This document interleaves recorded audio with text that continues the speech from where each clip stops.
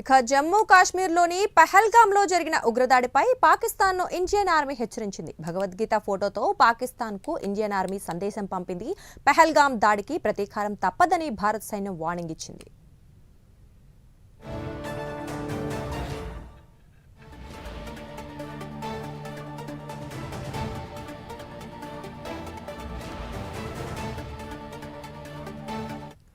వాటికి ఈ విషయం గురించి మరింత సమాచారం మా అసోసియేట్ ఎడిటర్ రాజు అందిస్తారు. రాజు, చెప్పండి. అంటే పాకిస్తాన్ సైన్యానికి భారత సైన్యం కూడా హెచ్చరిక జారీ చేసినట్లుగా మనకి తెలుస్తోంది. మరి అంటే ఆ మ్యాటర్లో అసలు ఏముంది అక్కడ?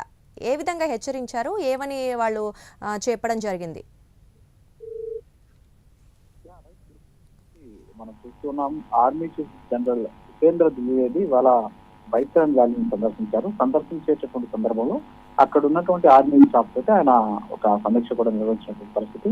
ఎస్పెషల్లీ ఈ సమీక్షలో మిలిటరీకి సంబంధించినటువంటి బ్రీఫింగ్ చేశారు. అలాగే పాకిస్తాన్ మీద భారతదేశం దౌత్యపరమైనటువంటి ప్రతీకార చర్యలు తీసుకుంటూ ఉన్నటువంటి నేపథ్యంలో పహల్గామ్ దాడి తర్వాత ఏ విధంగా ముందుకెళ్ళాలి, అలాగే ఎల్ఓసి ఏదైతే ఉందో ఎల్ఓసికి సంబంధించి జరుగుతున్నటువంటి కాల్పులు కావచ్చు, అంతేకాకుండా ఉగ్రవాదం వేరే కార్యక్రమం ఏదైతే జరుగుతుందో దాని మీద ఆయన అక్కడ ఉన్నటువంటి వాళ్ళతో మాట్లాడిన సందర్భంలో అక్కడ కాకతాళీయంగా ఒక పెద్ద సైన్ బోర్డు ఒకటి ఉంది. ఏంటంటే ఆ సైన్ బోర్డు భగవద్గీతకు సంబంధించినటువంటి ఒక శ్లోకము, భగవద్గీత సంబంధించినటువంటి ఫోటోతో కూడినటువంటి ఒక సైన్ బోర్డు ఉంది. సో అదే ప్రాంతంలో ఆయన అక్కడ ఉన్నటువంటి ఆర్మీకి సంబంధించినటువంటి స్టాఫ్ తోటి ఆయన సమావేశం నిర్వహించి అక్కడ మాట్లాడుతున్న సందర్భంలో అది కెమెరాకి కంటపడింది. అయితే ఇప్పుడు అది ఎలా ఉంది అంటే, ఒక రకంగా చెప్పాలంటే ఈ ఆర్మీ చీఫ్ పాకిస్తాన్ కి భగవద్గీత ఏ విధంగా అయితే భగవద్గీతకి సంబంధించి ఏ విధంగా అయితే ఉపదేశించిందో, సో అలాగా ఉపదేశించే విధంగా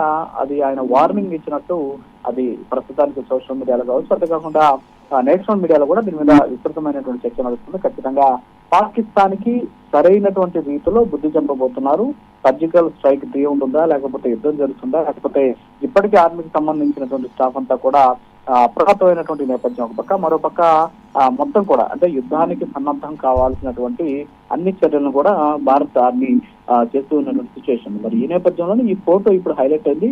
ఈ ఫోటో ఇప్పుడు సోషల్ మీడియాలో కూడా చక్కర్లు కొడుతూ ఉన్నటువంటి పరిస్థితి. సో ఖచ్చితంగా భగవద్గీత ఏదైతే సారాంశం ఉందో ఆ సారాంశాన్ని అనుసరించి కర్మ చేసిన వాళ్ళకి ఖచ్చితంగా దాన్ని అనుభవించాల్సినటువంటి పరిస్థితి ఉంటుంది అనేది చెప్పే విధంగా ఇది ఒక సింబాలిక్ గా ఫోటో బయటకు వచ్చినటువంటి సిచ్యువేషన్ అయితే ఉంది. సో మొత్తానికైతే పాకిస్తాన్ మీ ఒక పక్క కవ్వింపు చర్యలకు పాల్పడుతోంది, అంతేకాకుండా భారత్ కూడా ప్రతీకార చర్యలకు అవసరమైనటువంటి చర్యలు తీసుకునే విధంగా ముందు కూడా వెళ్తూ ఉన్నటువంటి సిచ్యువేషన్ అయితే ఉంది. మరోపక్క కవ్వింపు చర్యలకు పాల్పడుతూనే గత కొద్దిసేపటి క్రితం ఆ దేశానికి సంబంధించినటువంటి రక్షణ శాఖ మంత్రి ఆయన మాట్లాడుతూ, మేమే ఇక్కడ ఉగ్రవాదాన్ని పెంచి పోషించాం, కాకపోతే ఇది భారత్ కోసం కాదు, పాశ్చాత్య దేశాల మీద ఎదుర్కోవడం కోసమే ఈ ఉగ్రవాదాన్ని పెంచి పోషించాం. యుఎస్ కూడా గతంలో ఆఫ్ఘనిస్తాన్ మీద వాడడం కోసం మా ఉగ్రవాదుల్ని వాడుకుంది అని చెప్పేసి కూడా ఆయన ప్రకటించినటువంటి పరిస్థితి. మరోపక్క కొంతమంది ఎవరైతే ఈ దాడిలో పాల్గొన్నటువంటి ఉగ్రవాదులు కూడా ఒక వీడియో రిలీజ్ చేసినట్టు తెలుస్తుంది. అందులో మీరు మా దేశానికి నీళ్ళు ఆపేస్తే మేము మీ దేశం